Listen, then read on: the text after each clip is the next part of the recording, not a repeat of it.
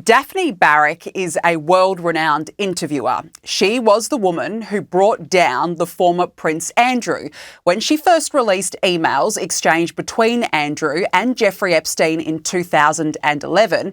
And she even proved that Andrew was lying when he claimed he'd cut off contact with the then financier. And I'm very pleased to say that Daphne Barrick joins me now. Daphne, really appreciate your time. Look, these new revelations lay bare the extent of contact Andrew had with the late pedophile Jeffrey Epstein, including inviting him for an intimate dinner at Buckingham Palace, plus those vile photos of Andrew on all fours on top of a female. And as I mentioned, you were the journalist who first exposed those emails between Epstein and Andrew. Give us your opinion on these latest revelations. So, Danica, for me, it's not new. My sources in DC told me ahead. And when I exposed, first of all, Sarah Ferguson emails that she lied to the public, that she cut any connection with Epstein, and then apologized to him that she needed to lie to the public to maintain her brand with children books and children charities. I mean, saying it to a pedophile, it was just astonishing. So when I exposed that, and then I exposed a few weeks later the email that the former prince lied to the public, to Newsnight, at the Buckingham Palace, of all places, that he cut any contacts with Jeffrey Epstein after the visit in New York 2010. I am very close to the royal family. I got personal calls. How many emails are more coming? And I also said it on television when I made several appearances. I said there is very, very big traffic between Andrew, Sarah, and Epstein, and there are more than 100 emails. So there's no surprise for me, and there's no surprise for King Charles and Prince William. The palace official called one of my editors, and the editor said Daphne has a lot. So there was no surprise. And some of the emails actually, I mean, we didn't know about the four-legged photos, and what an optic. Poor Eugenie and Beatrice, my gosh. But we did know about, that's the email we were actually originally looking for. And I said to Sarah, we know that you appear in the email and you wrote some, and we really need to talk to you about it. And she didn't want to come forward. If we were texting each other, but she was denying it. We knew about the email, Jeffrey, please marry me. That's the email we were looking for. The moment we saw the email that she said, yes, I lied to the public, and of course you're not a pedophile, and I love you, and you are my supreme friend, we went with this one. But there was no surprises. There was no surprise for me. And I can tell you already, the palace had known that there are very, very bad emails. When after I exposed Andrew's lies, they stripped him from his Duke title, and they knew how much damage is coming, and then they stripped him also from the prince title and evicted him from Royal Lodge. So no surprises for me. But I am as devastated and shocked as you and everybody else that they would do it with a pedophile, and more important, lie to the public. She lied to the Evening Standard, and he lied to BBC. I mean, it was very public lie. How likely is it that we will see the day where Andrew does indeed appear at US Congress to give his version of events? Because he's really holding off right now. How do you see this playing out? I don't know legally, Danica, if he's a UK citizen. He's not a royal anymore, but I don't know if we can force him to testify. I know that right now, behind the scenes, there's a big fight. Congress wants Ghislaine Maxwell to testify. She naturally doesn't want that.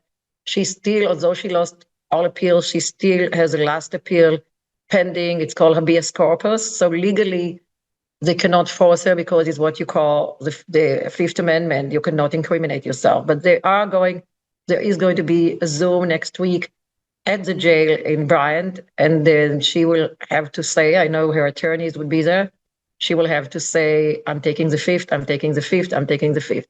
But they can force it on Ghislaine Maxwell because she is an American citizen and she is in America right now. I don't know how it works with citizens of other countries legally. Morally, since Bill and Hillary Clinton even agreed to testify, I think it's very, very bad for him not to testify. But don't forget, Danica, when you testify in Congress, it's like talking to the FBI. It's under oath, and you can perjure yourself.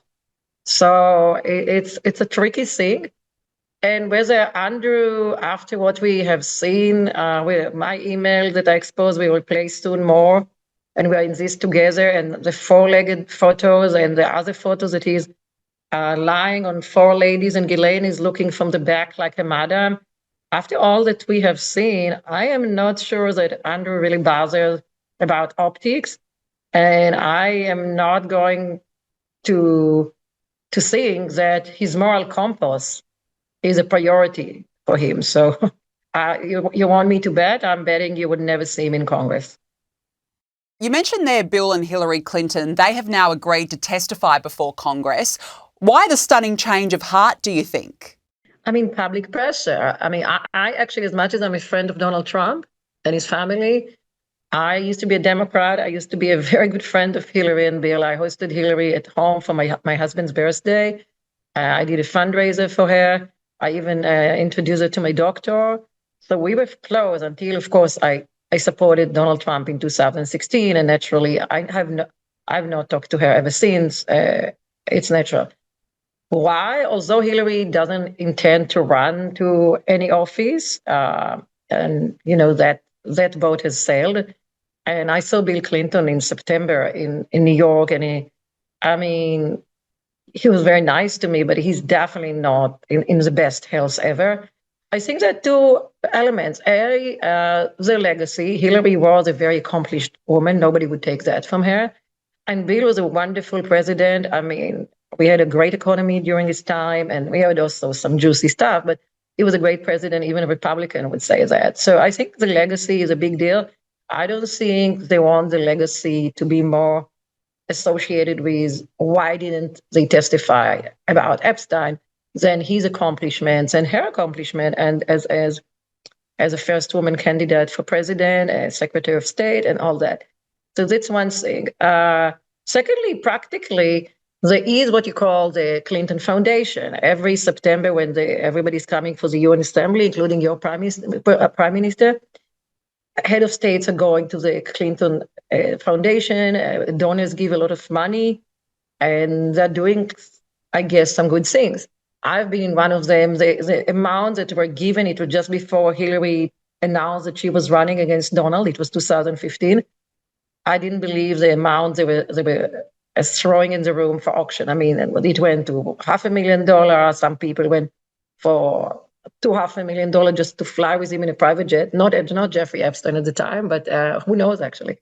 So practically, if they are suddenly associated as friends of Epstein who refuse to testify in front of the American people, the Congress is the American people, I would assume that whatever happened after I exposed Sarah Ferguson's involvement with Epstein, and that she did not cut ties with him, 7 charities left her.